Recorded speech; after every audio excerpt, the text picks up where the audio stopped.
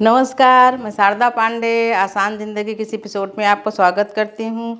जैसा कि पर्वों त्योहारों का महीना चल रहा है, सावन का आखिरी त्योहार, आखिरी पर्व है रक्षाबंधन, जो सावन के आखिरी दिन यानी पूर्णिमा के दिन मनाया जाता है। तो चलिए विस्तार से आपको बताती हूँ कि इस बार रक्षाबंधन पर भद्रा का साया है कि नहीं है, राखी बांधने का शुभ मुहूर्त कब से कब तक है और ग्रहण का प्रभाव कब से कब तक भारत में है या नहीं है, पूरा विस्तार से आपको बताती हूँ। सबसे पहले रक्षाबंधन पर्व 28 अगस्त 2026 दिन शुक्रवार को मनाया जाएगा। भद्रा का साया सुबह ही यानी सूर्य उदय से पहले ही समाप्त हो जाएगा, इसलिए रक्षाबंधन पर्व पूरी हर्षोल्लास से बहनें अपने भाइयों के साथ मंगल टीका लगा के मना सकती हैं। कोई भी भद्रा का प्रभाव पूरे दिन 28 तारीख पूर्णिमा को नहीं है।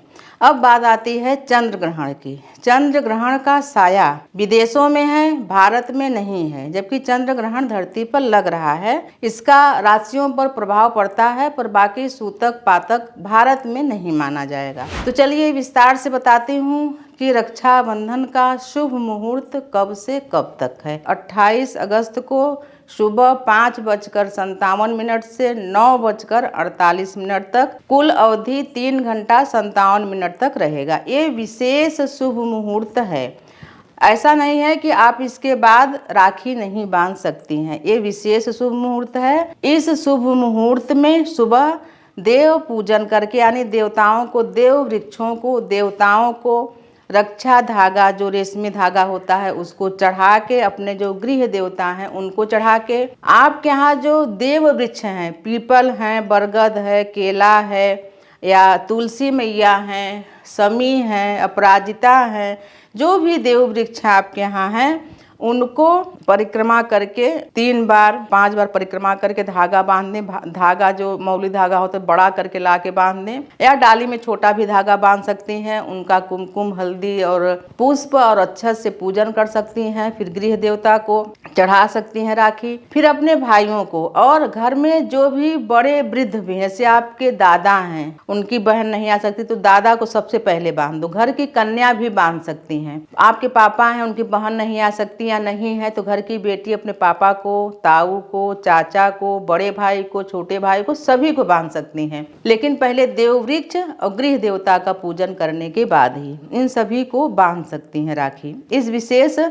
शुभ मुहूर्त में। फिर इसके बाद जैसे कि पूरे दिन सूर्य उदय रहते यानी सूर्य अस्त के बाद, मतलब जो प्रभाव होता है दिन का या शुभता का, वो कम हो जाता है।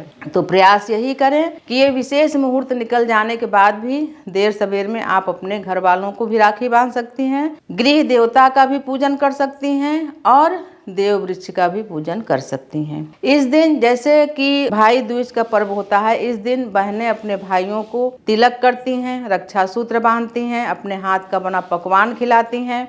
और दूर दराज में अगर भाई हैं तो बहनें कुछ दिन पहले, 1 हफ्ता पहले उनको रक्षा सूत्र, कुछ कुमकुम और कुछ उसमें कागज वगैरह में बांध के कुछ अक्षत कोरियर कर दें या पोस्ट से भेज दें। समय पर मिलने पर भाई भी इसी मुहूर्त में, यानी जैसे आपको रक्षाबंधन मिल गया, राखी मिल गई, तो इसी शुभ मुहूर्त में 5:57 से 9:48 तक इस शुभ मुहूर्त में बांध लें राखी को। तो आपको मैं रक्षाबंधन पर्व के बारे में विशेष बता रही हूँ। फिर आपको हर वीडियो में बताती हूँ कि जो कन्या, जो बहन है, वो कन्या है, विवाहित है, कुंवारी है, जो भी है, जैसे आपको राखी बांधे अब आप उसको कुछ उपहार दें तो उस बहन का पांव छू लें। कन्या हर यानी कि जो स्त्री जाति होती है हर तरह से पूजनीय होती है। जैसे दादा को राखी बांधे तब भी दादा उस पोती का पांव छूएंगे, पापा को बांधे तब, क्योंकि जो पौपूजी होती है विवाह में तो ये सभी लोग पांव पूजते हैं। ताऊ,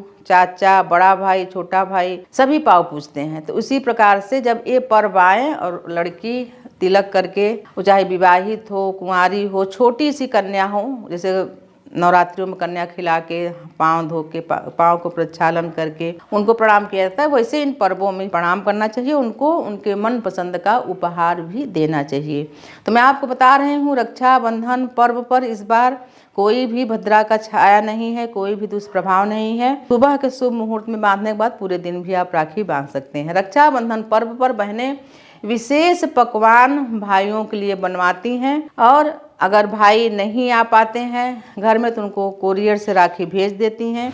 उसी प्रकार से जिनके यहाँ राखी नहीं मनाई जाती, यानी राखी पर्व पर कुछ भी दुर्घटना जैसे कभी भी इतिहास में घटा रहता है, तो राखी पर्व तब तक नहीं मनाते हैं जब तक उस दिन घर में कोई बच्चा न पैदा हो जाए। कहते हैं कि अगर गाय रखी गई है, गाय को अगर बछड़ा भी उस दिन हो जाता है, उस तिथि में जो तिथि वर्जित है, तब भी वो तिथि मान्य हो जाती है, अगर गाय को बछड़ा भी हो जाए, क्योंकि गाय को भी अपने घर का सदस्य ही माना जाता है।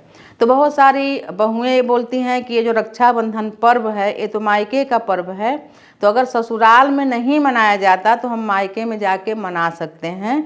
तो बहुत सारे लोगों का आता है प्रश्न कि भाई अगर आपका विवाह हो गया, आप ससुराल में हैं, तो ससुराल में जो भी पर्व त्यौहार नहीं मनाए जाते वो आप मायके में भी जाके नहीं मना सकती, क्योंकि आपका गोत्र परिवर्तन हो गया है। आप अपने ससुराल के अनुसार ही व्रत त्यौहार मनाएं जो ससुराल में मनाया जाता है। आप वहाँ जा के बांधेंगी तब भी यहाँ की आप हो गई, अब भाई को बुला के बांधेंगे तब भी आप यहाँ की हैं। जो आपके यहाँ नहीं मनाया जाता उस त्योहारों को न मनाएं। तो आपको मैं रक्षाबंधन पर्व के बारे में बता रही हूँ। जिन बेटियों का इस साल विवाह हुआ है, तो जैसे कि हर घर में ये होता है कि बेटियों को सावन के महीने से पहले, यानी सावन लग जाता है, 1 महीने का सावन होता है, तो भाई लोग बहनों को मायके में बुला के ले आते हैं। मतलब कि पहले साल, उसे तो हर साल बहनों को कजरी मनाने, तीज मनाने, रक्षाबंधन मनाने, ये सभी पर्व मनाने घर में भाई लोग बुला के ले आते हैं। बहुत सारी ऐसी समस्याएं हो जाती हैं कि बहनें सावन के महीने में नहीं आ पाती हैं, उनके ससुराल में कोई दिक्कत है या कुछ भी दिक्कत है। बहुत सारी बहनें तो ऐसा बोलती हैं कि हमको विवाह करके हमारे मामा या चाचा, जो भी कोई माता पिता नहीं है, भाई नहीं है, तो उनको भेज दे, तुमको सावन में बुलाते ही नहीं है। उनको जाने का मन करता है तो माँ बाप एक बार रहें तो पुत्री अपने आप भी चल दे। लेकिन अगर ऐसे लोग हैं कि जिम्मेदारी के तौर पर विवाह किए हैं, वो नहीं बुलाते हैं, तो ऐसे ज़बरदस्ती तो बेटियां जा भी नहीं सकती हैं। मैं उन सबसे बोलूँगी कम से कम बेटियों को एक बार जो पहला सावन है उस सावन में अपने घर बुलाएं, और उनको जो भी त्यौहार है, यानी जैसे उनको तीज उठाना है या और कोई पर्व उठाना है, तो वो आराम से मायके में उठा सकें। और उनका देखभाल ऐसे ही करना चाहिए जैसे मामा शादी किए या चाचा शादी किए, किसी दुर्घटना में माँ बाप नहीं रहे तो चाचा और मामा के चाहे जैसे अपनी पुत्री का देखभाल करते हैं, उसका भी 2-4 साल देखभाल कर लें। उस पुत्री के यहाँ बालक जन्म ले तो जैसे सब लोग चीज़ें पहुँचाते हैं वो पहुँचा दें। तो एक जो ऋण होता है, अगर आपके भाई यानी कि जो पुत्री के माता पिता नहीं हैं, तो इसका मतलब आप ऋणी हैं। आप इस ऋण से तभी मुक्त हो सकते हैं कि जब उसका पितावत, यानी पिता के जैसे उसका बेटी का देखभाल करेंगे, तो आप इस ऋण से मुक्त हो जाएंगे।